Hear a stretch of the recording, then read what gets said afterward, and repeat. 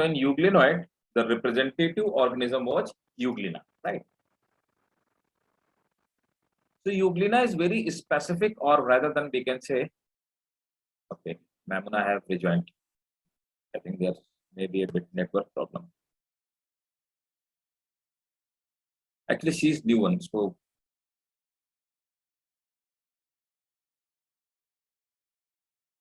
Mamuna, am I audible to you?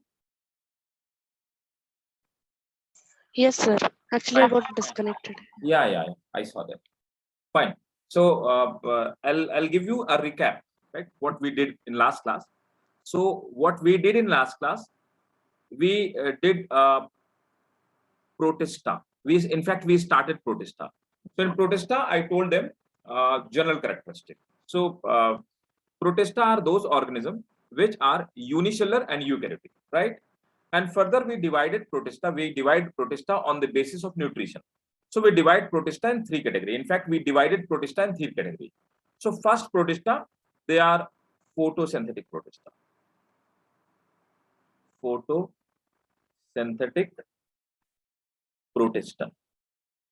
So in photosynthetic Protista, we kept all those Protista which were able to make their own food by the process of photosynthesis. So we again subdivided these photosynthetic Protista in further groups. So first of them were chrysophytes.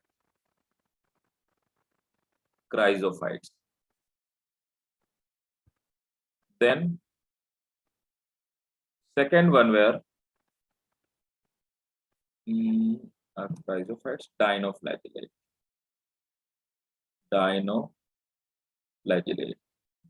Then third one were we will start today third one were euglenoid. So actually in last class we did chrysophytes and we did dinoflagellate. I'll tell you separately in backup class, right?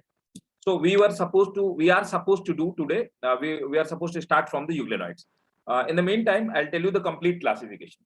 So protistans are those organisms which are made up of eukaryotic cell. So they are eukaryotes, but they are unicellular organisms. They all are made up of single cell. Again, so first protistans were photosynthetic protistans, means all those who are capable of making their food with the help of a photosynthesis process, or they have in fact chlorophyll, right?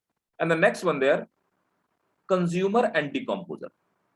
Consumer and decomposer.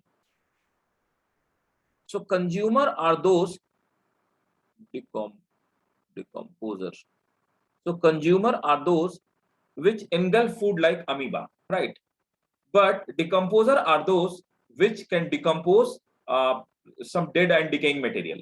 So this kind of nutrition, this decomposing nutrition, this kind of nutrition, mode of nutrition is found in fungi. And consumer, that is mode of nutrition, that is short of mode of nutrition, that is found in some protozoa. So here we further subdivide, but there is only single class of this sort of nutrition. So there is a single class only under this consumer decomposer part, that is called slime mold. So here we study with slime mold. We will study slime mold. And the third kind of organism, they were protozoan protistan. So in protozoan protistan, we kept all those organisms which have holozoic mode of nutrition, basically, right? So in holozoic mode of nutrition, they engulf small organic particles. So in protozoan protistan, mainly we kept animal cells, right? Unicellular animals. So again, further we subdivided into different classes. So first of them are flagellated protozoa. Flagellated protozoa. Then the second one are amoeboid protozoa. Amoeboid protozoa, which look like amoeba. Then the next one are sporozoans. Sorry. Next ones are sporozoans. And last one are ciliated protozoa. Ciliated protozoa.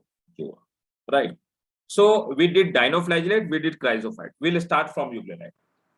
Are you getting my point? Did you got it? Yes, sir. Okay, fine. So we'll start with euglenoid, right? So chrysophytes and dinoflagellate we'll study separately.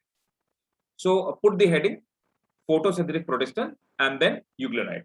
The representative organism of euglenoid are euglena, right? Fine. I'll tell you, I'm going to show you the representative member of euglena. Be careful, it is very, very important with the angle of your NEET examination, with the perspective of your NEET examination. It's very, very important, right? So let me show you the diagram of euglena. So can somebody tell me what is the specific or peculiarity of euglena? This is the only single piece organism in this world. It's antique. It's just single piece. No other organism have euglena-like property or capability. Any one of you? What is specific or what is peculiar with euglena? Okay. Think over it. In the meantime, I'm telling you the structure of euglena. This is flagellum. Flagellum, that is single. Flagella means more than one flagellum, right? So flagella is a locomotory hair-like structure. Look, now there is a conflicting point. Don't get confused. In every book, it is written over here in like sometimes student have some query that sir euglena have two flagella. But when I say that euglena have one flagella, they say no, euglena have two flagella.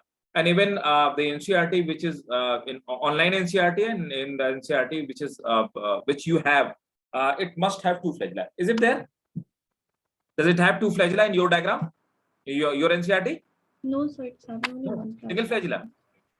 Single only. Okay, when I downloaded down online, that is showing two flagella. So look, euglenoid. So the group we studied euglenoid. So normally euglenoid have two flagella, one larger and one smaller one, right? But euglena have externally only one flagella. Look, there are these certain root-like structure. All flagella originate from a root-like structure. We have a particular term for these root. What we call these root, or what we call the origination point of flagella, we call them blepharoplast. Blepharoplast. Or there is one more term for these roots of flagella, or all the flagella originate from either blepharoplast, or we can say this is also known as basal granule. Basal granule. So all flagella, irrespective of either they are protozoa or they are any algae or they are any bacteria, irrespective of cell, if it have flagella and if it have flagella, then 101% flagella will originate from a root, and the name of the root will be blepharoplast or basal granule. The function of flagella to perform locomotion. It helps euglena to swim in water, right? So look, in euglena, no doubt two flagella originate, but out of them, one flagella remains inside the cell, only one flagella come out. So we can say, yes, euglena have two flagella, but externally they have only one flagella. Is it clear to you? Clear to all of you? Yes, sir. Okay, fine. So generally euglenoid have two flagella, one smaller one and one larger one, but the representative member euglena that have one flagella externally, provided the originates at the point of origin, there are two flagella, out of the smaller one do not come out of the cell, right? Now there is photoreceptor. This is the thing which receive light, or we can say it is light sensitive. Again, there is one stigma or eye spot. Stigma or eye spot, actually this is photosensor. So what is the function of this stigma or eye spot? Look, a stigma or eye spot, they can sense the presence of light. So they are found in the lakes or fresh water. So what happens when abundant or ample of light is present at the daytime? These stigma or eye spot, they sense the presence of light, and all euglena come at the surface of light to get maximum or optimum amount of light for the photosynthesis. So whenever it's evening time or it's night or it's darker time or sunlight is not present over there, the stigma or eye spot, they will sense the light, absence of light, and they will again go deep inside the ocean. So the function of stigma or eye spot to provide them light or to make them the sense the availability of light so that they can do the photosynthesis in maximum amount and they get optimum light, right? Next, there are chloroplasts. So chloroplasts, you know the function of chloroplasts to perform photosynthesis and make the food. They have mitochondria, which generate energy. They have nucleus, which control the complete cell. Again, inside nucleus, there is a small thing that is called nucleolus. All comes in first chapter, living process. No. Memuna, this is second chapter, classification. So in classification chapter, we did 5 kingdom classification. Again, we did Monera. There will be bacteria. We'll study bacteria. So now this is the third part of second chapter. Now is it clear, Memuna? So sir, first chapter was over in the previous First class. chapter we did. Yeah, first chapter we did. Okay. Okay. All right. So and we have to do the first part of second chapter. That is missing. That you Okay. didn't join that, right? Fine. So we'll All right. compensate the first part of second chapter. Fine. So Okay, sir. I'll teach you separately 5 kingdom classification system. I'll teach you separately Monera. That is the bacteria part. And now we are doing protist. Fine. Okay, sir. Okay. So there is stored carbohydrate. So stored carbohydrate, it is stored food. And again, endoplasmic reticulum, Golgi complex. And again, one very important, contractile vacuole. What is the function of contractile vacuole? Yusra, what is function of contractile vacuole? Marine, Shoaib? Any one of you? Mamuna? What is function? Any one of you? Look. The function of contractile vacuole is to remove waste material, waste substances or waste material from the cell. So in general, we can say it is excretory organelle. So function of contractile vacuole is excretion. So that is removal of the waste product. So normally contractile vacuole is a characteristic which is found in animal cell. Now, one more important thing, the outer membrane of euglena is called pellicle. What is pellicle? Actually, pellicle is a membrane which is made up of protein and it is a stretchable membrane. And please be focused or mind it. This is stretchable. So look,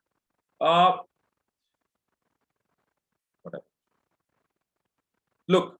So pellicle will be found only around any animal cell. You won't see this kind of structure, in any plant cell or in any bacterial cell. So pellicle is characteristic of animal cell.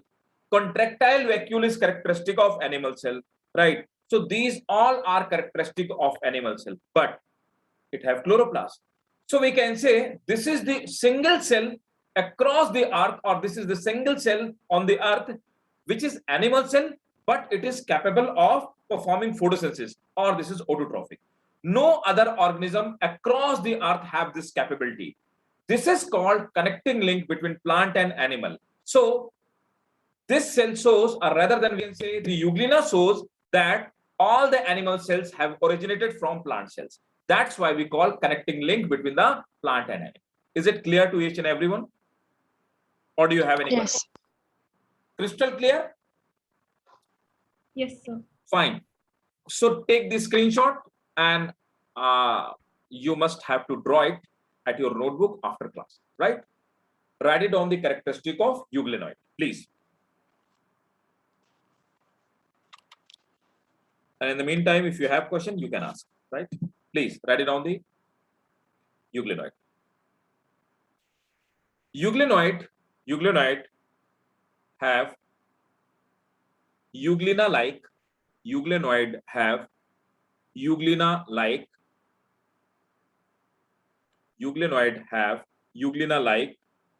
unicellular flagellate.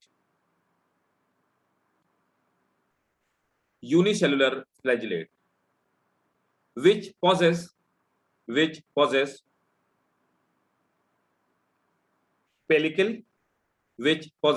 pellicle, instead of cell wall.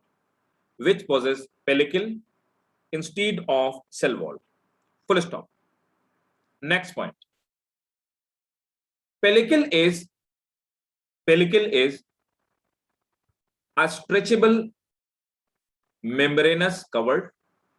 Pellicle is a stretchable membranous cover, comma.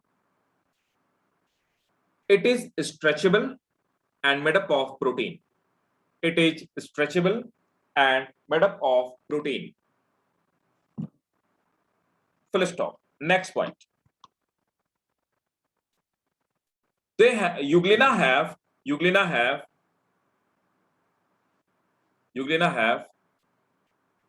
two flagella, but only one flagella come out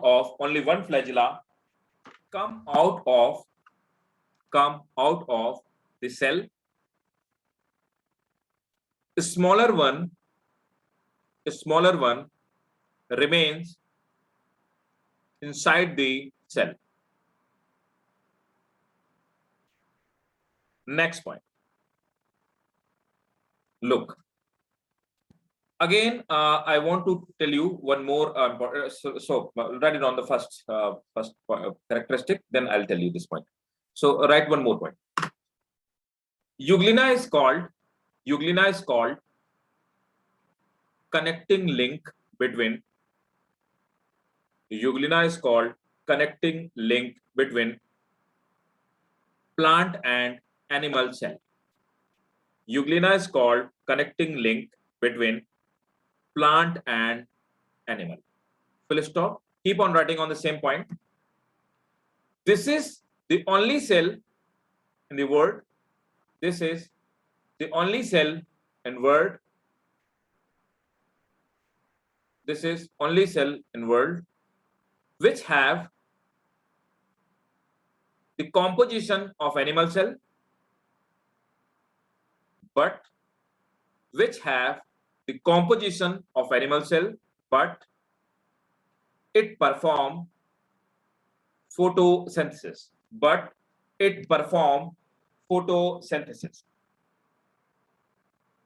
Next. Now the point which I want to tell you. Look, if light is present, right? If light is present, then what will happen? So in light. So if light is present, what will happen? Euglena will make with the help of photosynthesis. So Euglena behave as autotrophic organism. So it have autotrophic mode of nutrition. Suppose that light is not present over there and it's cloudy time, or we can say it's cloudy for 2 or 3 or more days, and either a light is absent by anyhow. So what will happen? Euglena will not wait for light. What will happen? Euglena will start eating some organic particle with the help of, this is the mouth. So with the help of this mouth-like structure. So if light is absent, in absence of light,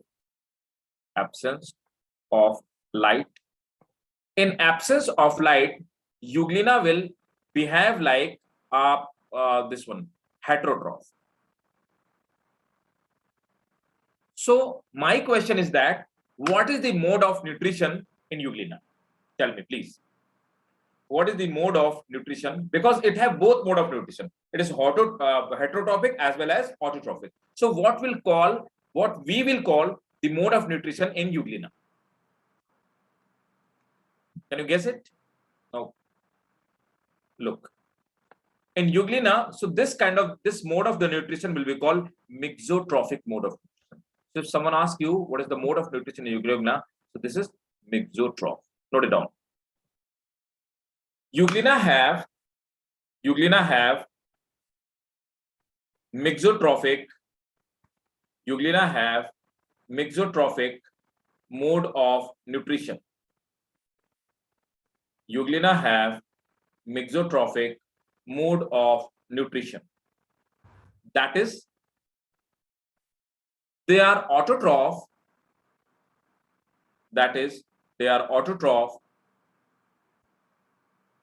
In presence of light, and They are heterotroph. They are heterotroph in absence of light. Heterotroph in absence of light. Clear? Next point. They have orange or red color. They have orange or red colored eye spot. They have orange or red colored eye spot, which help them. They have orange or red colored eye spot, which help them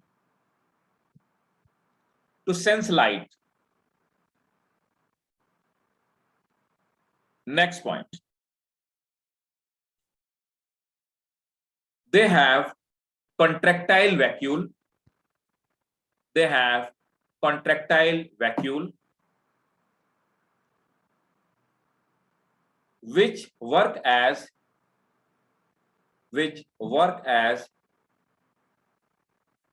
excretory organelle, which work as excretory organelle. Next point. Make a star. It is also a very important question. Euglena have chlorophyll A.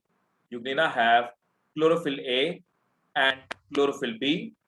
Euglena have chlorophyll A and chlorophyll B for photosynthesis. Next point. Reproduction takes place by the process of binary fission. Reproduction takes place by the process of binary fission.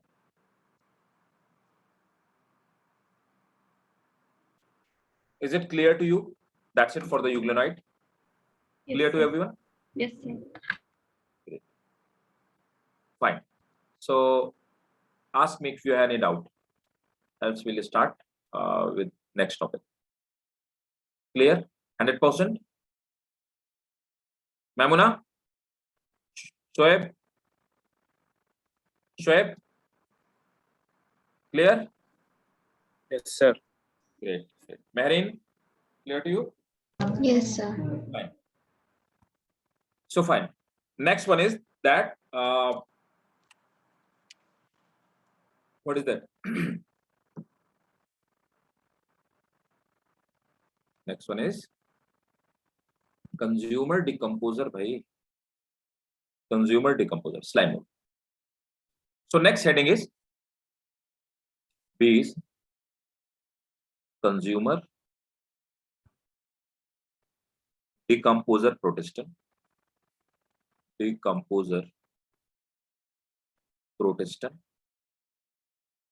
And the representative member of the single class of them, and the representative member is slime mold. So that is slime mold. So look, slime mold have property of slime mold. What we call slime mold? Slime mold are called animal fungi, or rather fungal animal. That is the better term. They are called fungal animal. So why they are called fungal animal? Actually, they have property of both. Let me explain you how they have property of both. Right? Sometimes they behave like fungi, sometimes they behave like animal. That's why they are called animal fungi, right? Or fungal animal, right? What happens? Sometimes they are nutritionists. So sometimes nutrition, they have saprophytic mode of nutrition. Saprophytic mode of nutrition. So when they behave like saprophyte, they work as, or they behave like fungi. There is one more characteristic of fungi, like they produce a spore. They produce a spore. So they will produce a spore like fungi. You will see that they have fungal spore, the fungi like spore. So these two characteristics are of fungal characteristics. They have one more characteristic, like sometimes they have phagocytic mode of nutrition. phagocytic nutrition. So if they behave like the phagocytic nutrition is the property of amoeba-like organism. So in this time, they in this due to this characteristic, they behave as animal, or we can say unicellular animal. So they have characteristic of fungi, they have characteristic of animals. So they are the combination of animal and fungi. So sometimes we call them fungal animal. So do you have are you clear with the this mode of nutrition, phagocytic mode of nutrition? Yes, Is it sir. Shoaib, Marine, Yusra, Yes, clear sir. to you all of you? Yes, sir. Very good. Okay. So write it down. So that's why they are called fungal animal. Now I will show you diagram of this diagram and life cycle. Life cycle you need not to like jot down. I'll just show you to show that how does they reproduce. So now first I will show you the diagram of this slide. Did you note it down? Yes. One minute, sir. Note it down. Then I'll show you fungal diagram and their life cycle. Then we'll jot down some point.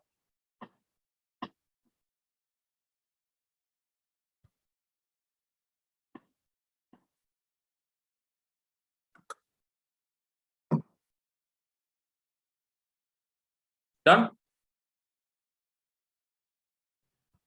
Yes, sir. Okay, great.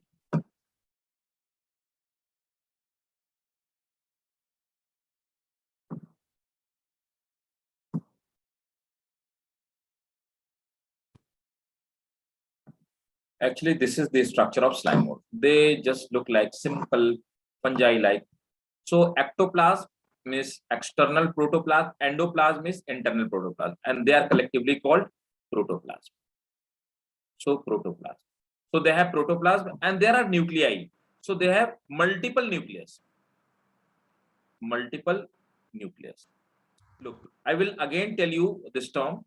When there is single cell and multiple nucleus. So this is this behave like single cell.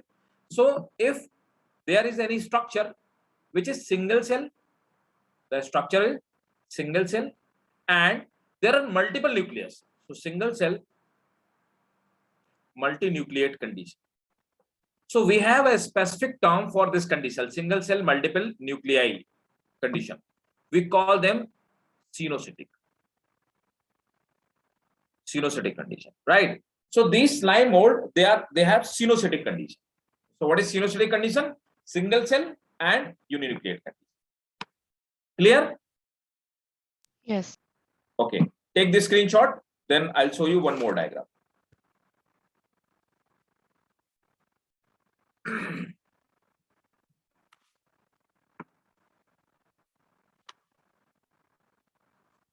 They do not have any cell wall like structure. They do not have any pellicle like structure. So what is the external structure? Their external structure is only plasma membrane.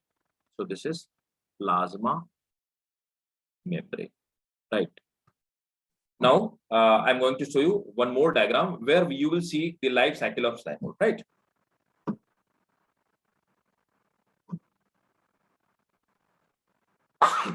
Sorry. Life cycle of slime mold.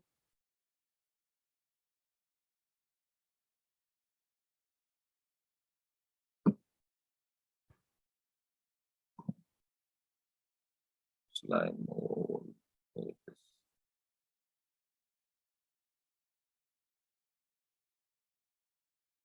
Look.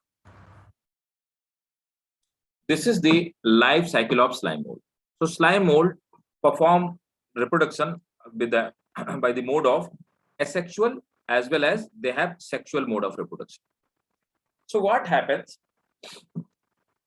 These are the solitary cell, means this is the slime mold cell which we study. At this stage, it feeding stage. So at this stage, it feed like a phagocytic organism. So it is phagocytic. So this is phagocytic. So then it start eating molecule, it start eating bacteria, it start eating some organic organic particle. After it start eating, what happened? The number of the cell or number of the hundreds of cells, they aggregate at a point and they make a single mass, and they become a single mass. After becoming single mass, they make this kind of the structure. This structure is called sporangia. Inside sporangia, they have spore. So inside sporangia, what happens? Inside sporangia, they have spore.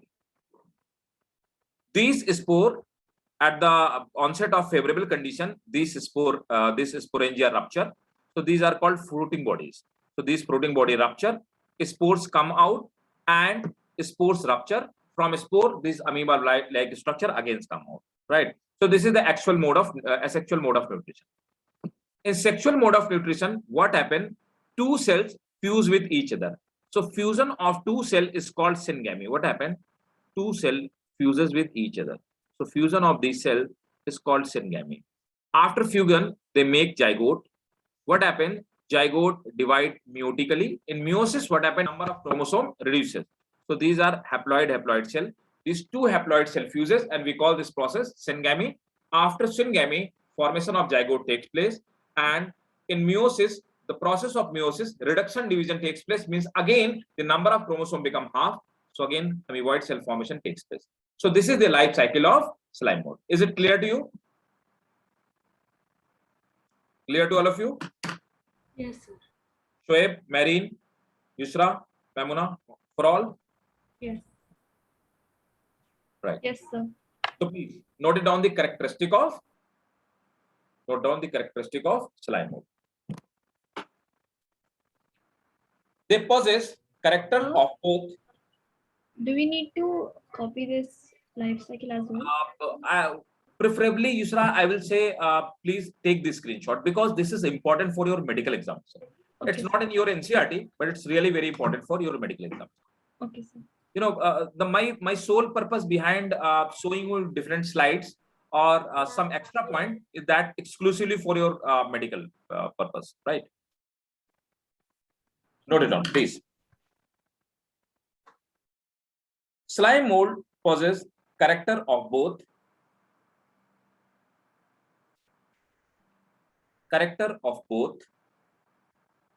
animals and fungi. Slime mold possesses characters of both animal and fungi. Therefore, they are commonly called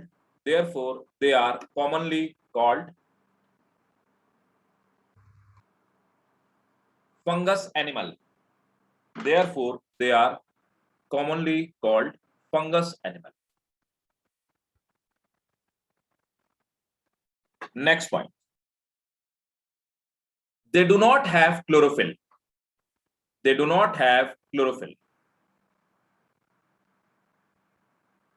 Full stop. Next point. They have a spore-like structure.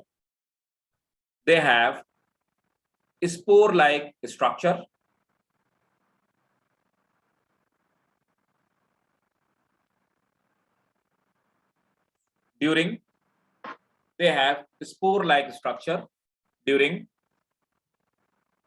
asexual mode of nutrition. They have spore-like structure during asexual mode of nutrition. Next one. Slime mold are generally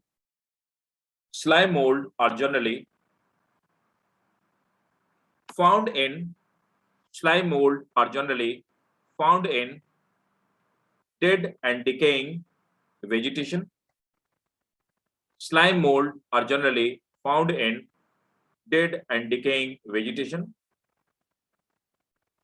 Full stop. They have both phagotrophic and saprophytic. They have both phagotrophic and saprophytic mode of nutrition. They have both phagotrophic and saprophytic mode of nutrition. Full stop. Next point. Both sexual and asexual, both sexual and asexual mode of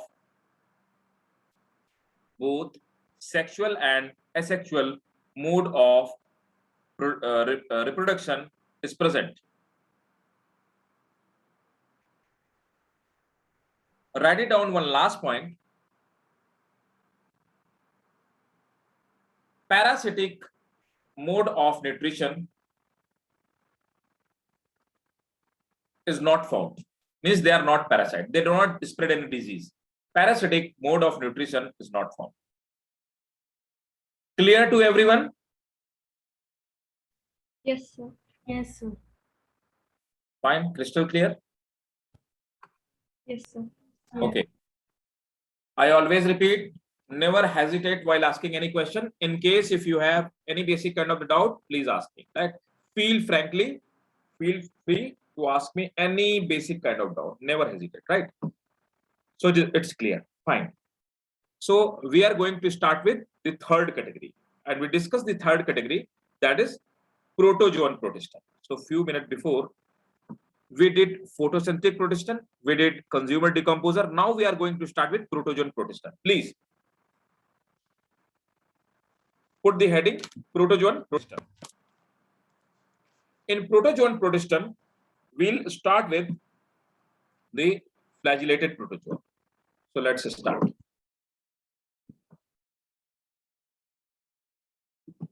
So the heading is protozoan protista. Before starting protozoan protista, I have seen a question in your medical examination, and the question was, who discovered protozoa? Right. So can you tell me who discovered protozoa? It's a medical question. It's an old question. Has been asked in your NEET examination. Who discovered protozoa? So let me tell you. You know this person. You know this scientist. The name of this person is Leeuwenhoek. Do you know this person? Yes. The complete name is Yes, sir. Antony von Leeuwenhoek. So Antony von Leeuwenhoek is that person who discovered cell, right? So look, there are 2 points. Who discovered cell? Who discovered cell? Robert Hooke. Robert Hooke is the person who discovered cell, but Robert Hooke did not saw any living cell. Robert Hooke was a scientist of physics. He was trying to make compound microscope. During the discovery of compound microscope, he saw dead cells. And after the discovery of the cell, when he given the name cell after Robert Hooke, the person named Antony von Leeuwenhoek, he is a microbiologist. This is the person who saw first living cell. I'll tell you all this story in your cell biology class. So need not to worry. This was just a sort of extra punch of information, right? So Antony von Leeuwenhoek is the person who discovered protozoa. Wrote it down. Antony von Leeuwenhoek discovered protozoa in 1677. In 1677. Now, the first protozoa, flagellated protozoa. So simply, flagellated protozoa are those protozoa which swim or which locomote with the help of flagella. So they have locomotory organ flagella, right? So let's start. I'll show you the flagellated protozoa. In flagellated protozoa, before starting flagellated protozoa, I want to tell you 2 things, right? So the representative organism of flagellated protozoa, there are 2 representative organisms. So first representative organism, Trypanosoma gambians. So first representative organism is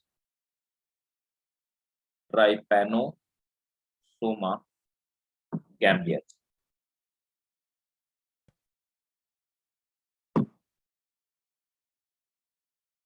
Trypanosoma gametes, it's a protozoa. It is parasitic and it is responsible for a disease, and the name of that disease is called, what we call that name of that disease? Can anyone of you tell me? Sleeping sickness. Very good. It causes a disease and the name of disease is sleeping sickness.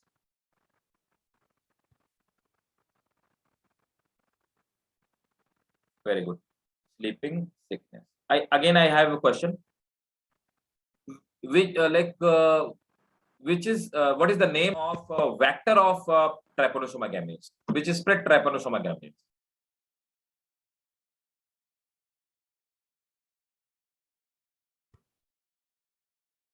Anyone? Okay. So there, look, now let me make it clear. There is a fly. The name of that fly is CC fly. We write it TC fly, but T is silent. So the name of that fly is CC fly. What happened? CC fly bite human. When CC fly bite human, it introduces or it injects this protozoa, that is Trypanosoma gametes. Due to this protozoa, what happened? This protozoa goes inside the brain of human and it causes coma-like situation, and we call it sleeping sickness. And the reservoir, like where actually this is, who is the reservoir? So antelope is an animal. It is the reservoir of, it is a reservoir of Trypanosoma gametes, है ना? Trypanosoma gametes.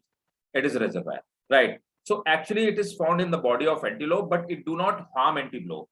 So CC fly, when bite antelope, it comes to the CC fly. Again, CC fly is also not affected by Trypanosoma, but when it bite human, so it is spread in human, and it like human goes deep into the sleep, and that is called sleeping sickness.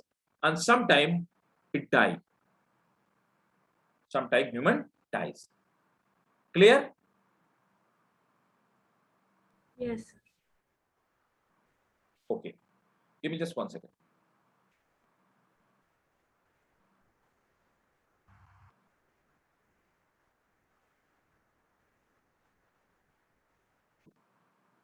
Okay. So the next organism, that is Leishmania donovani. Leishmania donovani. So again, this is also example of, you have to just cram all these points. These all points are very, very, very important. These all points, in fact, have already been asked in your medical examination. Like whose reservoir, which is the reservoir of Trypanosoma. Trypanosoma is a type of parasite. It's a type of protozoa. It's a type of like fungi and all that. What disease it causes, which is the vector of Trypanosoma gametes and all that, right?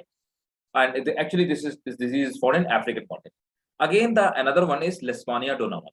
Leishmania donovani is responsible for a fever that is called Kala Azar. Kala Azar. Actually, this is African term, Kala Azar. And again, it is also known as dum-dum fever. Dum-dum fever. So this is responsible for dum-dum fever or Kala Azar. Leishmania donovani is spread by, again, a fly, and the name of the vector of vector of this Leishmania is sand fly. So sand fly is vector of Kala Azar, right? It is spread Kala Azar, right? This is also known as black sickness. What happened? Body become black due to fever. Black. So got the both of organism, Trypanosoma and Leishmania. Yes, sir. Okay, so now I will show you the representative organism, that is Trypanosoma gametes.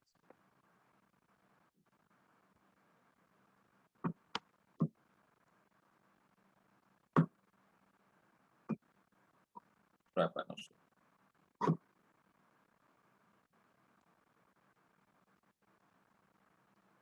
This is the diagram of Trypanosoma gametes. Trypanosoma gametes, it have an external covering that is called pellicle. We have already studied that pellicle is made up of protein and it is a stretchable membrane. and this is the characteristic of animal cell. No doubt, this is animal cell. Okay. Again, there is blepharoplast or basal granule. We have already discussed that blepharoplast or basal granule are those roots from where this flagella comes out. Again, this flagella run across the surface of this trypanosoma and it comes out from the posterior part, right? This is the undulating membrane. This is the membranous structure. It is undulating membrane. So this is the membranous structure. This membranous structure is like fins of fishes. So it looks like fins of fishes, right? So, but it's unicellular organism. So this is undulating membrane. So this flagella help in locomotion. Again, it have a large nucleus. Inside nucleus, there is a small organelle that is called nucleolus, right? It have some reserve fluid and granules. Again, endoplasm and ectoplasm, both of them makes protoplasm, right? This is the structure of trypanosome. Is it clear to you? Yes, sir. Take the screenshot and start noting down the characteristic of flagellated protozoa. Note it down. They possess flagella for locomotion. First point, they possess flagella for locomotion. Next point, they may be free living, aquatic. They may be free living, aquatic, comma, parasite or symbiont. They may be free living, aquatic, parasite or symbiont. Free living, you know, they are just living freely. Parasite, you know. What are the symbiont?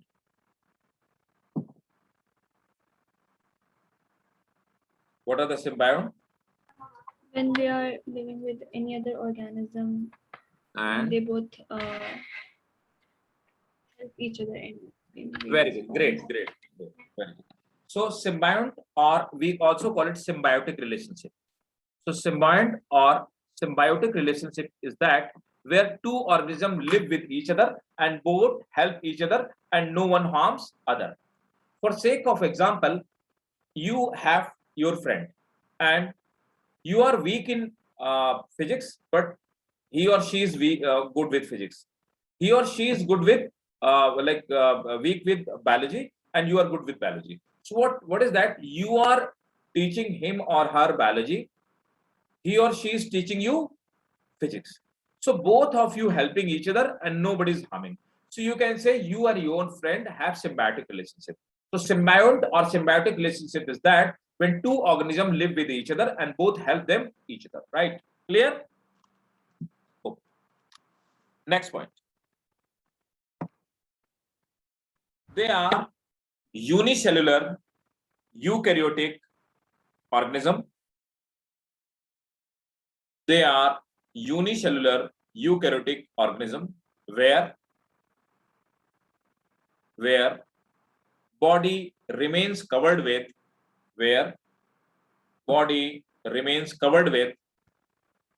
they are unicellular eukaryotic organism where body remains covered with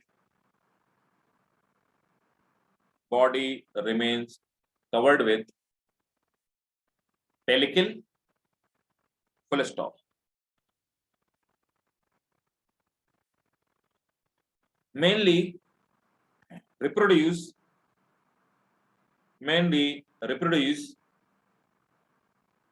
by binary fission,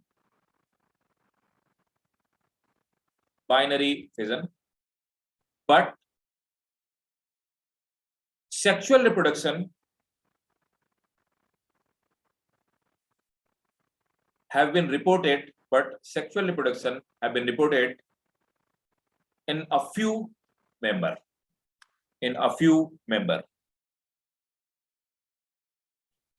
Clear?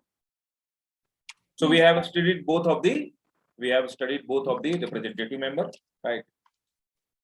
So put the heading. Next heading is amoeboid protozoa.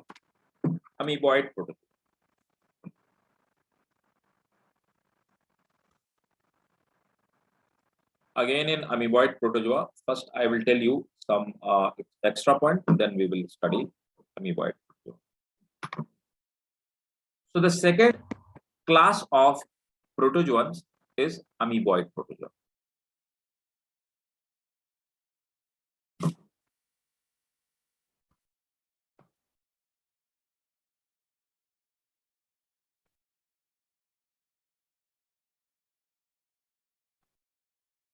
Generally, the representative member of amoeboid protozoa is amoeba, means amoeba-like protozoa.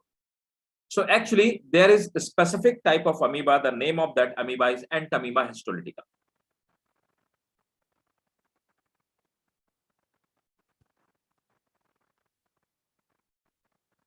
Entamoeba histolytica. So Entamoeba histolytica is a type of amoeba, right? And it is responsible for a disease, and that disease is called what?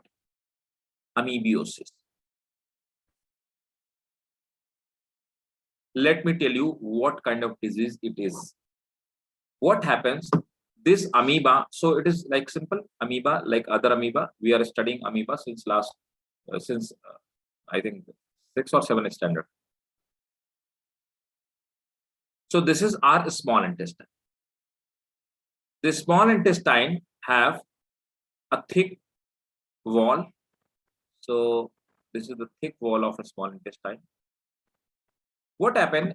This amoeba goes inside our small intestine, and after going over there, it start penetrating or making hole in our small intestine, and it goes deep inside the wall of a small intestine, and there what it do, it start multiplying over there with the help of binary fission. Due to the penetration of this amoeba, what happened? Blood start coming out or oozing out from these intestinal part. So blood and slime, blood and mucus start additionally coming out with stool. So we call it dysentery. We call it dysentery. So this dysentery or blood or mucus come out with our stool. That disease is called amoebiosis, and it may be fatal. So is it clear to you? Yes, sir. Okay. Yes, sir. So please start noting now. Note it down. Then I'll tell you. I'll show you the characteristic, and then we'll write it down.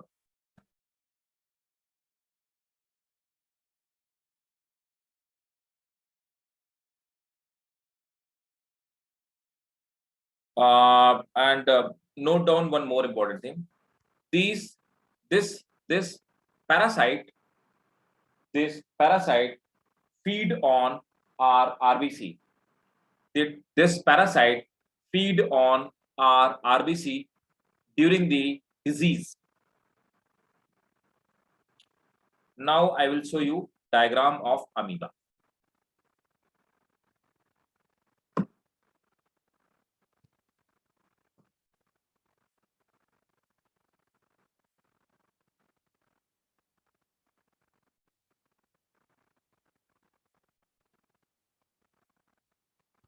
It's a diagram of amoeba.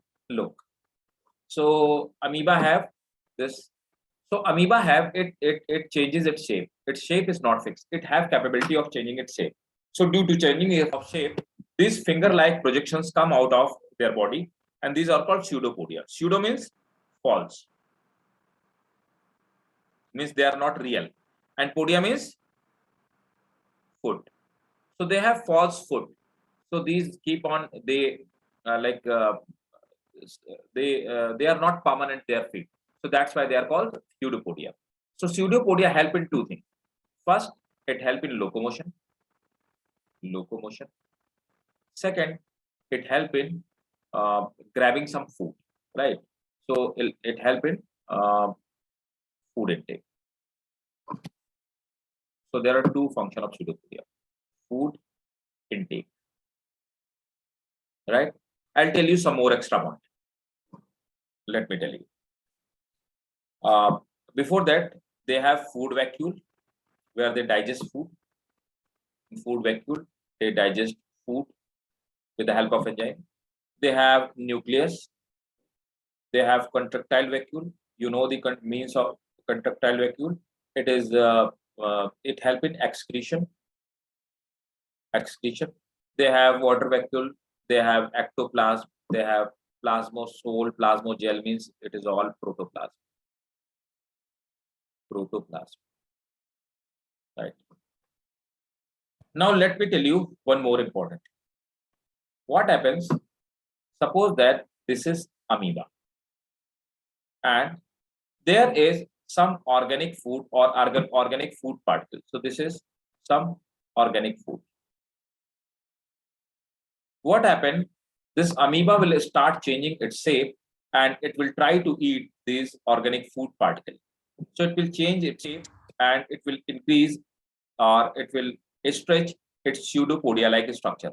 So after stretching the pseudopodia-like structure, it will try to make false food vacuole. What will happen after few seconds, in next step, it will eat this particle. And now it will make a temporary food vacuole. So this is temporary food vacuole. So that's why food vacuole is not permanent. Food vacuole is temporary in amoeba. After digesting the food, what is the next step? It removes the undigested or waste material from its body. So it removes waste. So this is waste. Look.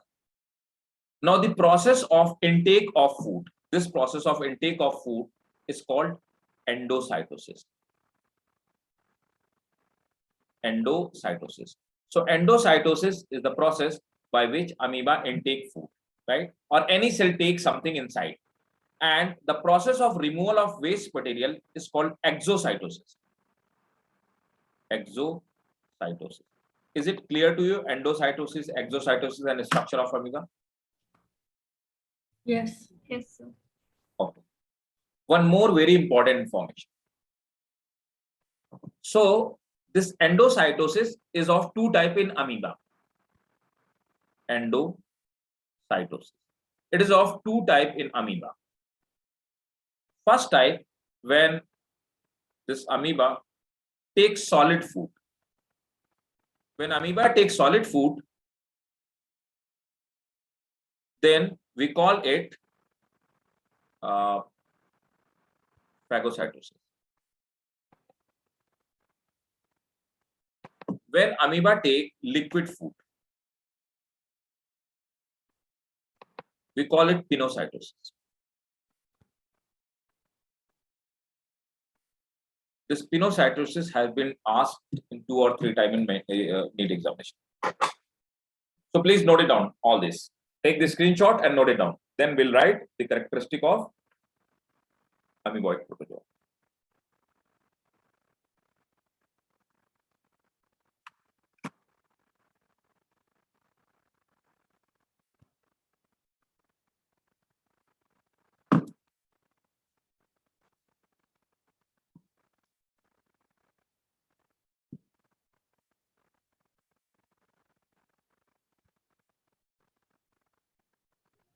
Done, sir. Done? Great. So start noting now the characteristic of amoeboid protozoa. First, locomotion takes place with the help of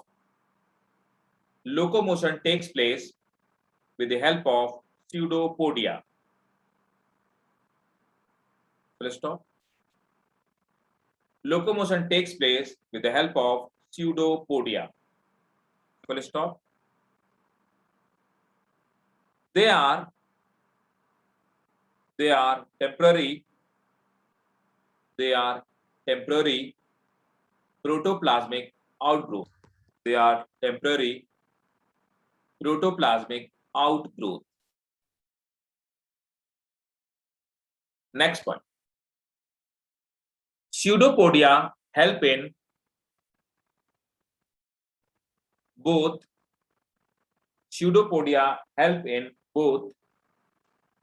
food intake and locomotion. Pseudopodia help in both food intake and locomotion. Next point. Body remains covered with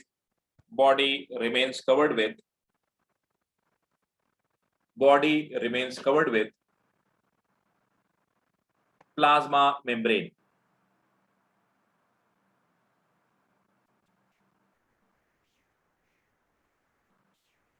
Asexual reproduction takes place by means of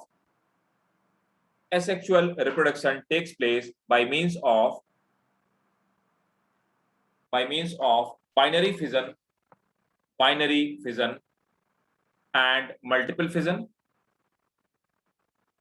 Asexual reproduction takes place by means of binary fission or multiple fission. Full stop. Next point. Sexual reproduction takes place through syngamy. Sexual reproduction takes place through syngamy. Full stop. So that's it for amoeboid protozoa. Is it clear to you? Yes, sir. Crystal clear? Shoaib Mehreen, please tell me. Yes, sir. Great. Fine. So put the third heading. So our third representative member is, that is what? Sporozoan protozoa. Yes. Is that? The third one we written now. Flagellated, amoeboid, then sporozoans. Right. Third one is sporozoan protozoan.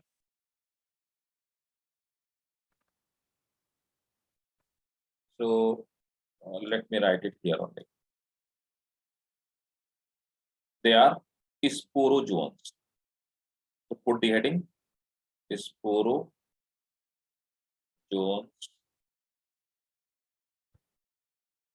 protozoa. So sporozoans protozoa, there is an example of sporozoan protozoa, that is Plasmodium vivax. What it does? Do you know this organism? Plasmodium vivax, very harmful. It spread what? Malaria. Very good, excellent. It spread malaria in human. And the carrier or vector of this protozoa is mosquito. What is the name of that? Anopheles mosquito. So Anopheles mosquito is the carrier or vector of malaria parasite, that is Plasmodium vivax. So it is vector. When it Anopheles mosquito, it is female. So what male does? What male mosquito does? Do you have any idea? They don't bite us. They never bite us. Only female bite us. Why? Because only female drink our blood. Male do not drink blood. Male mosquito, they drink nectar of flowers. So they do not bite. Actually, female require blood to carry on their reproductive cycle. So that's why they drink blood. Clear? Male mosquito never drink blood. Clear? Okay. So let's study the structure of this one, Plasmodium. So the example of sporozoan protozoan is Plasmodium vivax. I'll show you the diagram of Plasmodium vivax.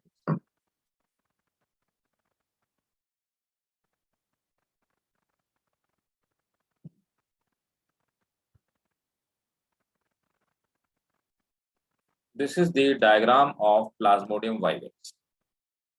Look. So they have this apical cap, This is apical cap, and they have pellicle, covering of pellicle.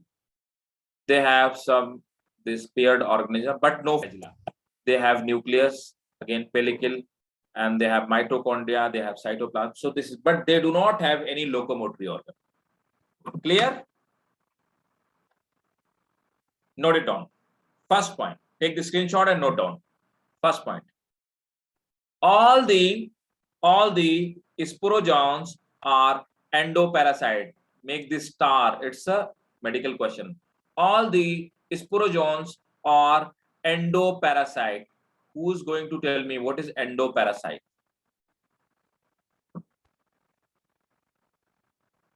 Yushra, what is They endoparasite? live inside the body of the host. Very good. They are the parasite which lives inside the body of organism. So these are found in our blood. So they are found inside our body. Like few seconds before we studied Entamoeba histolytica. So Entamoeba histolytica is found inside our small intestine. So amoeba is endoparasite. This sporozoan is endoparasite. But mosquito do not remain inside our body. Actually, they bite. They remain outside and they bite externally. So they are called ectoparasite. Lices, ticks, mites, tissue, they eat, they bite us externally. So they are called ectoparasite. Ecto means outside, endo means inside. So endoparasite are those which remains inside our body. Note it down. So they all are endoparasite. That is, they remains inside our body. Next, they do not have any locomotory organelle. They do not have any locomotory organelle like cilia, flagella. Full stop. They have. So can you please repeat the last Yeah, line? sure. They do not have any locomotory organelle like cilia or flagella. They do not have any locomotory organelle like cilia or flagella. Okay, thank you, sir. Okay, right. Next one. Body remains covered with pellicle. Next point. The mode of nutrition is parasitic. They are parasites, so mode of nutrition is parasitic, obviously. The mode of nutrition is parasitic. Next point. Asexual reproduction takes place through multiple fission. Asexual reproduction takes place through multiple fission. Next.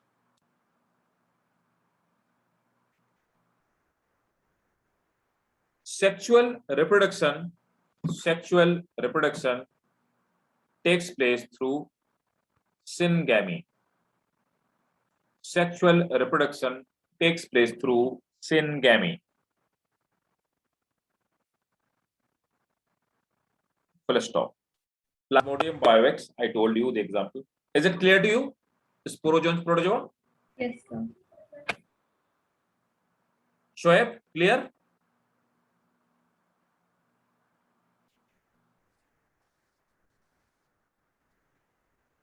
Okay. Put the fourth heading and the last heading, that is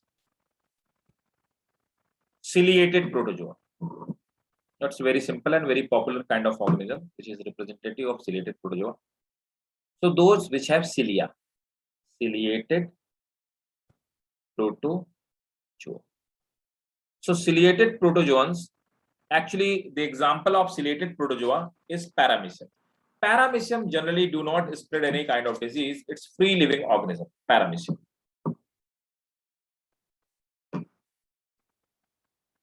Paramecium. Actually, Paramecium look like sleeper. It is also found in dirty water. Paramecium look like sleeper. That's why this is also called sleeper animalcule. It is called sleeper animalcule, or it is also known as sleeper organism. Sleeper organism. So this is called sleeper animalcule or sleeper organism, right? Now let me show you the diagram of paramecium.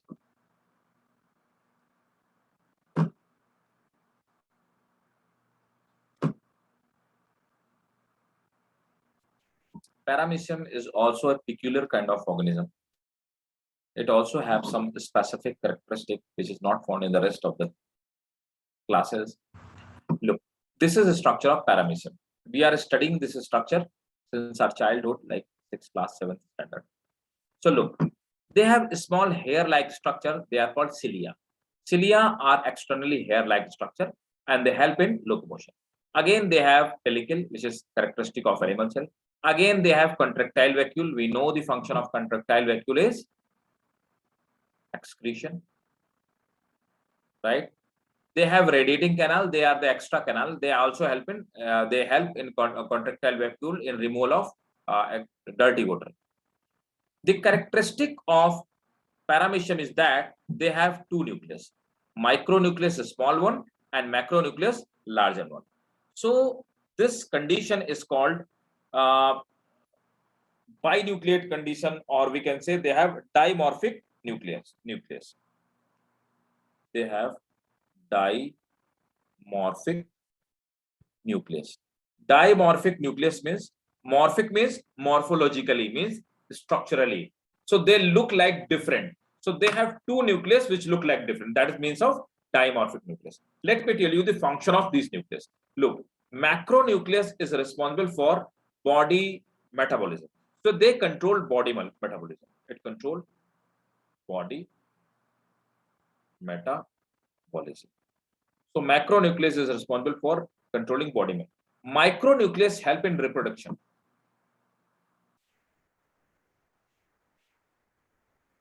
Micronucleus help in reproduction, body metabolism and reproduction. Next, they have oral groove which work like mouth, right? With the help of, so what happens? These are like cilia, like they function like this one, they move like this one, and they intake food inside, right? So that's how they take food with the help of, this is called vestibulum or oral groove. It will work like mouth. They have buccal overture. This is like neck, and they have cell mouth.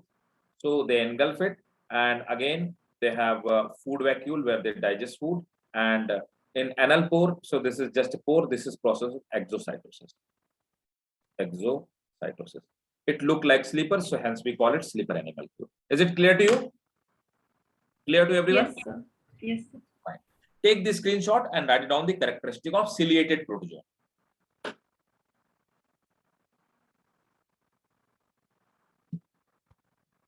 Note it down. They have cilia. They have cilia. They have cilia on their body, which help them in locomotion,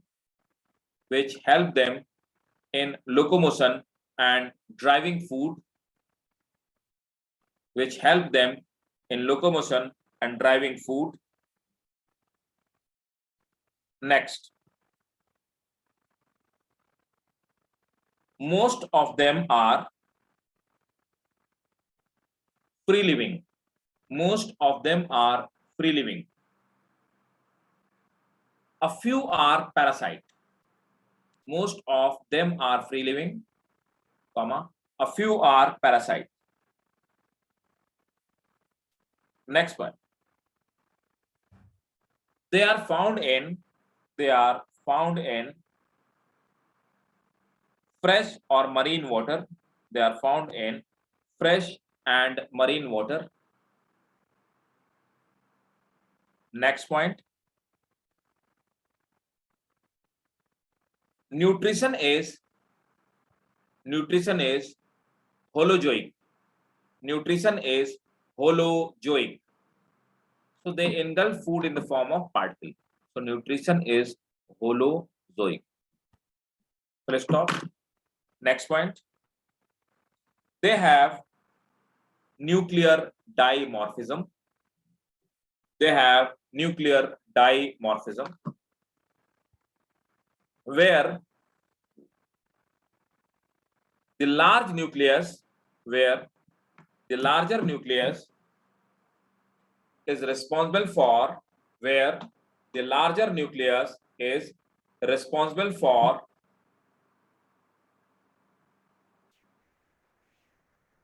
cell metabolism, and a smaller one help in reproduction.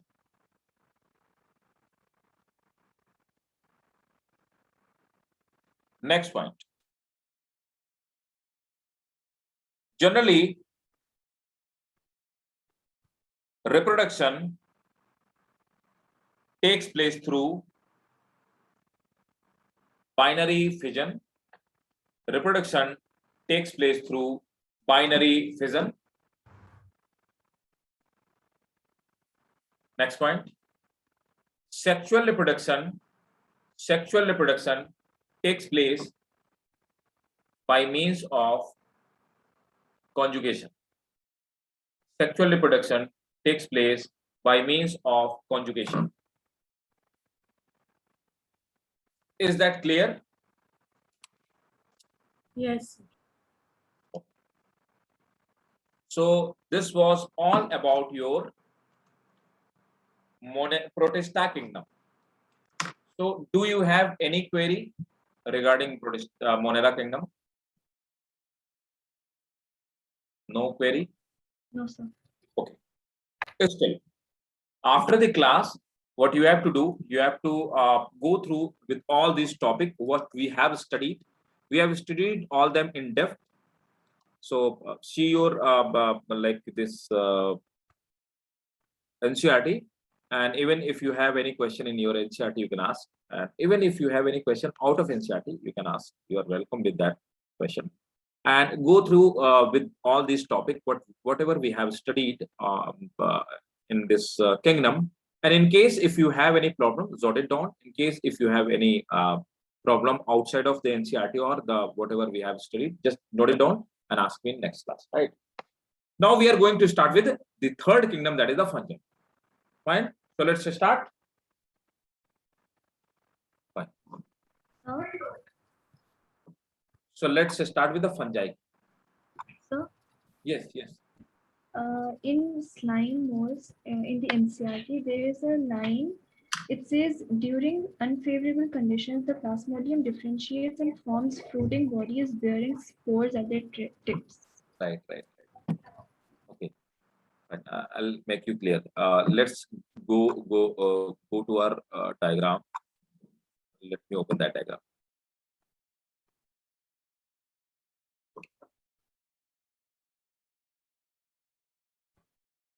Yes. So what happened when saprophytic mode of nutrition is over? So what it do? It start feeding speedily, and at the scarcity of food, these amoeboid aggregate. They get collected, and they might make a colony-like structure, and then they make fruiting body. So asexual mode of reproduction takes place at the scarcity of food, and when there is abundant food, then they will go for sexual mode. Clear? Okay, sir. Yes, thank you, sir. Right? Welcome.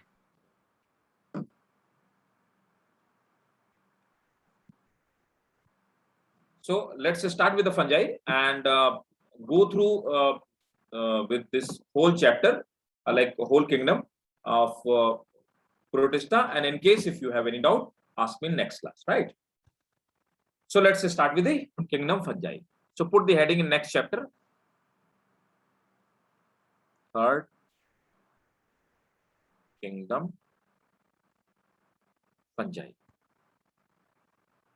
So before starting fungi, I want to share something with you, some basic things with you. Look, what happens? All of you must have seen mushroom. That is a representative member, one of the representative member of fungi. You know the mushroom? Must have eaten that, Yes, yes. right? So this is mushroom.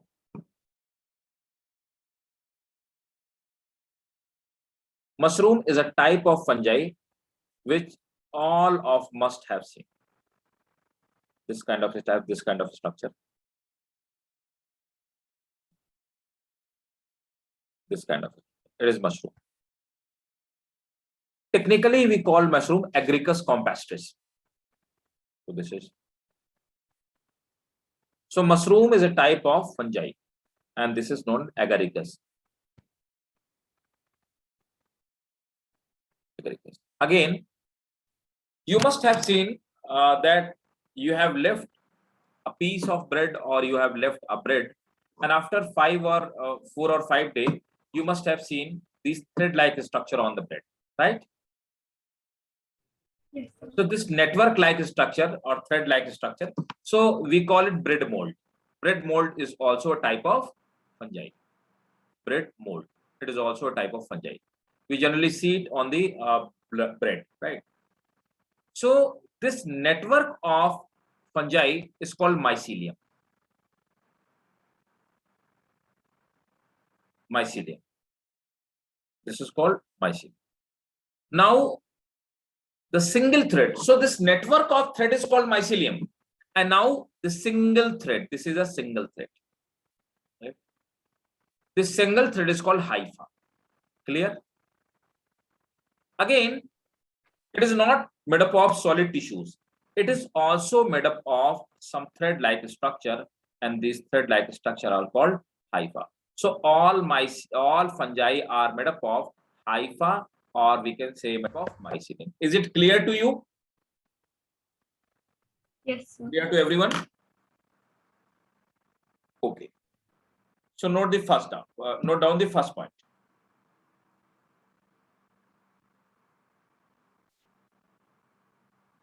The fungi are made up of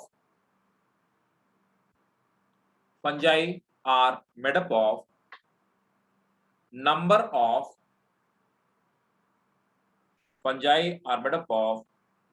of elongated tubular filaments,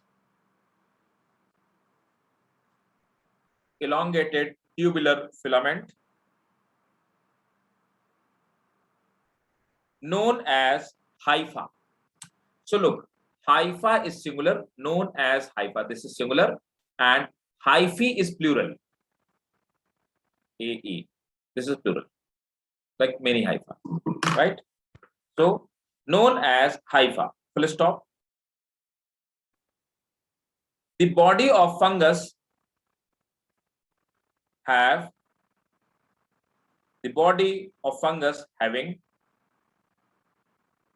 filamentous hypha. The body of fungus having filamentous hypha is known as mycelium.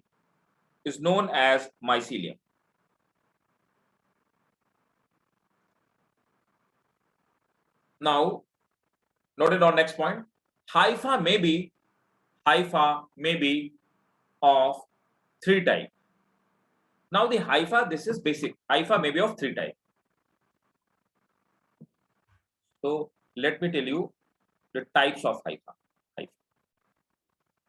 So first kind of hypha are known as aseptate hypha or aseptate mycelium, or aseptate hypha, aseptate hypha. So what are the aseptate hypha? Look, aseptate hypha are this kind of tubular structure where they have protoplasm in their base and they have number of multiple nucleus. So this kind of hypha, look, this is hypha which have protoplasm inside there.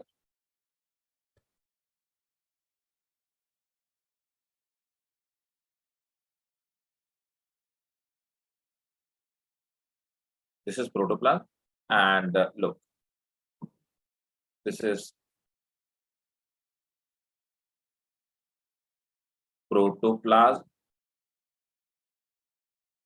This is hyphal wall. And let me tell you one more important thing. Hyphal wall is not made up of cellulose. It's a cell wall, and it is made up of what? Chitin. What is chitin actually? Chitin is a type of complex carbohydrate like cellulose. It is complex carbohydrate, or carbohydrate are sugar. So this is complex sugar or complex carbohydrate. So it is made up of, and again they have nucleus. So these are multiple nucleus. So what we can say, this structure is what? Unicellular multinucleate. So what we call this structure? We have studied it few minutes before. Unicellular multinucleate condition is also known as what? Stenocytic. Clear? So it is a stenocytic hypha. Yes, sir. Are you clear with it, not or not? So we can call, Yes, so sir. separate hypha are what? Stenocytic hypha. Clear? Yes, sir. Mamuna, is it clear to you? Yes, sir. Great. Okay. So now the second kind of hypha. So what happened here? What happened here? Nucleus divided, but cell did not divide. Protoplasm did not divide. Right? So in here, what happened? Nucleus divided, but protoplasm not. Generally, what happens? Generally, what happened when a cell divide? So this is a cell. It has nucleus and protoplasm. So generally, what happened? First, nucleus divided. So when nucleus divide, we call it karyokinesis. What? We call it karyo means nucleus, karyo, and kinesis means division. So karyokinesis. So first nucleus divide. Then what happened in next step? After that, when nucleus divide, this septa formation takes place. This is called septa, and then protoplasm divide. And division of protoplasm is called cytokinesis. Cytokinesis. So cytokinesis means breaking down of cytoplasm. Karyokinesis means breaking down of nucleus. So whenever a cell divide, first karyokinesis takes place, then cytokinesis takes place. What happened over here? Karyokinesis taking place, but cytokinesis did not take place. Right. So when karyokinesis takes place and cytokinesis did not take place, on what happened? Then stenocytic condition occurs. Is it clear to you, everyone? Yes, sir. Yes. 100% clear. So whenever I break any term, like I'll always what I do when I like explain you, I always break term. Karyo means nucleus, kinesis means breaking, cyto means cytoplasm, kinesis means breaking. So always note it down these terms. These will help you a lot, right? If you can break the term, biological term, then I assure you 99.9%, if you do not know the answer of question, you will definitely tick. If you'll guess it, 99% your guess will be correct. Believe one, if you can break the term. Right? So now come to the second kind of hypha. Second kind of hypha are called septate hypha. So in septate hypha, both kind of thing occur. Karyokinesis is followed by cytokinesis. So here, first nucleus divide, then cell division takes place. Nucleus divide, then cell division takes place. So this kind of hypha are called what? This kind of hypha are called unicellular and uninucleate. Uninucleate. The wall or septa, this wall which divide two cells, this is called septa. So they have septa between two cells. So that's why I call them septate hypha. Clear? Yes, sir. Please note it down. Then I will tell you third kind of hypha.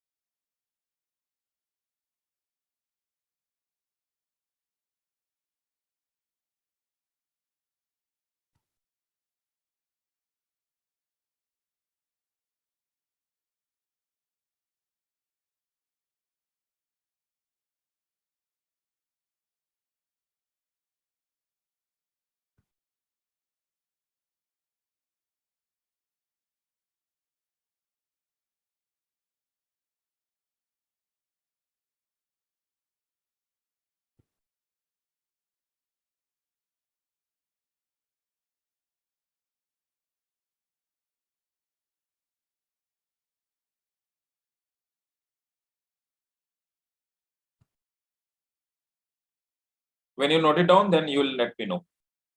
Done, sir. Done? Okay. Fine. So third kind of.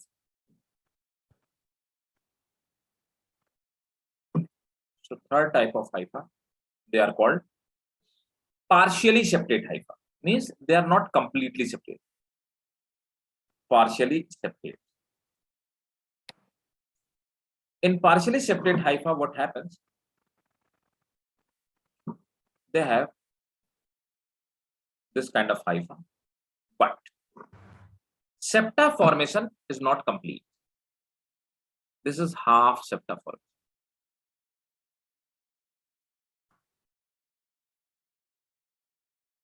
So they have a hole or pore-like structure between two cells. It's like window between two rooms, right? So they are a small pore-like structure. Nucleus is larger.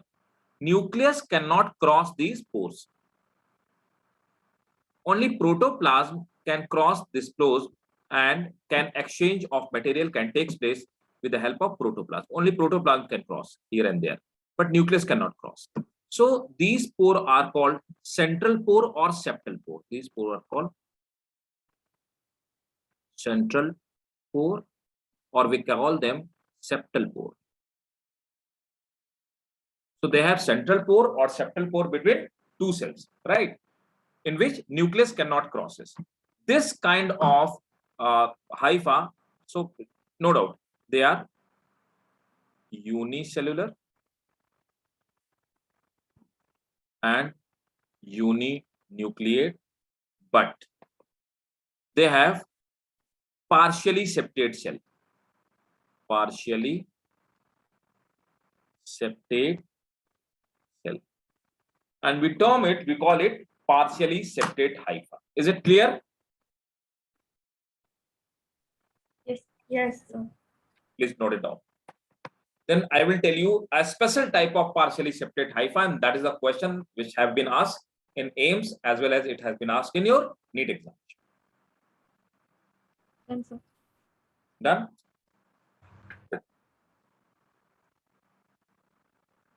Fine.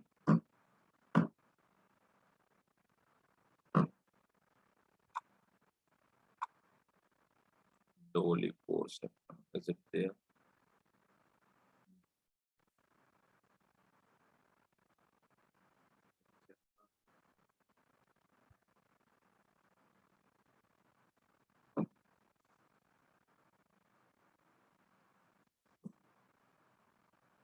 I'm going to tell you a special case. In fact, I want you to show that it's not there. Let me make it. Let me draw it by my hand. Look. There is a class of fungi. I will teach all the classes of fungi. There is a class of fungi called Basidiomycetes. Basidiomycetes also have partially septate hypha. Partially septate hypha.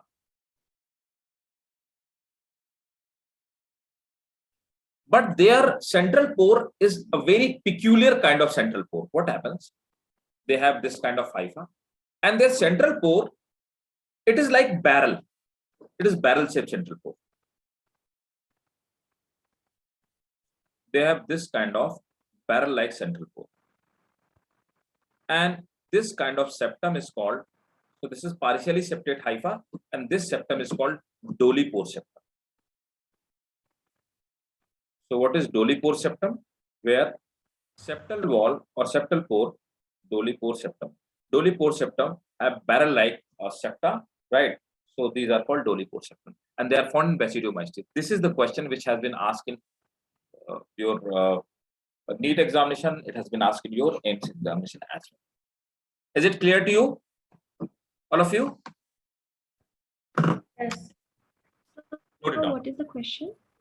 The question was that which class of fungi have Dolly pore septum? And answer is Basidiomycetes. And even many times it has been asked, the barrel type septum is found in, and the answer will be Basidiomycetes or Dolichopore septum. Right? So note it down. Basidiomycetes have a central pore. Basidiomycetes have a central pore that have a barrel shaped structure, that have a barrel shaped structure, that have a barrel shaped structure, and this kind of septum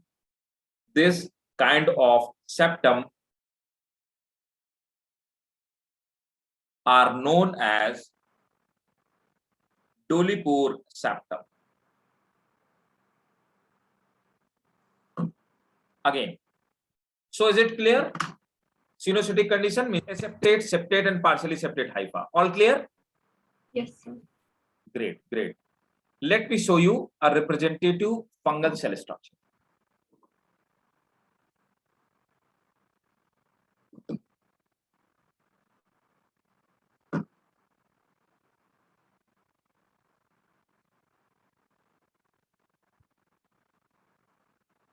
So this is a fungal cell where this is cell wall of fungi. So I have already told you that cell wall of fungi is not made up of cellulose, it is made up of chitin. So what is chitin? I have already discussed that chitin is a type of complex carbohydrate. Complex carbohydrate. Carbohydrate means sugar. Carbohydrate. And this chitin is also known as fungal cellulose. Fungal cellulose. Right? Again, they have lipid inclusion, meaning lipid globule. They have plasma membrane. This lipid is food storage. They have mitochondria. They have endoplasmic reticulum. They have ribosome. Size of ribosome is 8Ts. 8Ts.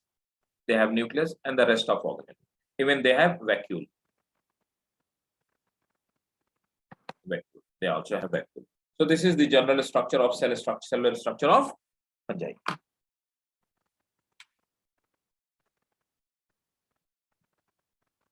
One more important thing, the food is stored in form of, so this is glycogen.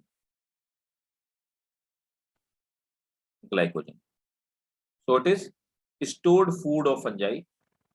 What is glycogen? Stored food in fungi. So fungi store food in the form of glycogen. What is glycogen? Glycogen is also a complex carbohydrate. Complex carbohydrate. So glycogen is a type of complex carbohydrate. So this was the general characteristic of fungi.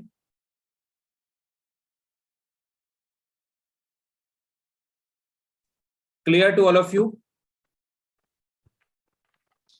Yes, sir. Shoaib, everything clear?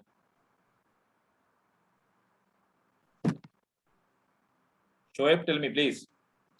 Everything clear? Mehreen?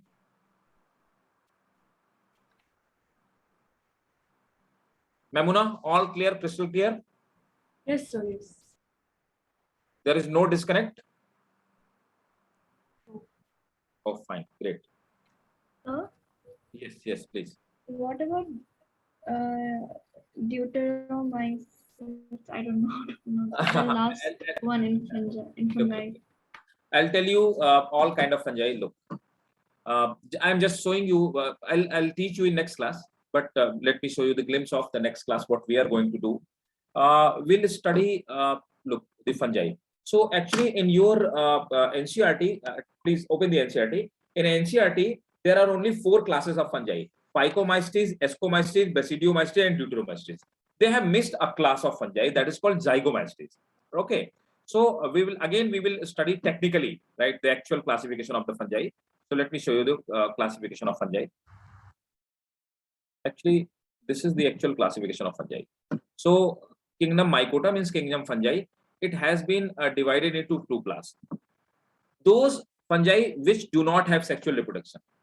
So we have keep all the fungi which do not have sexual reproduction in a class, and that is called Deuteromycetes.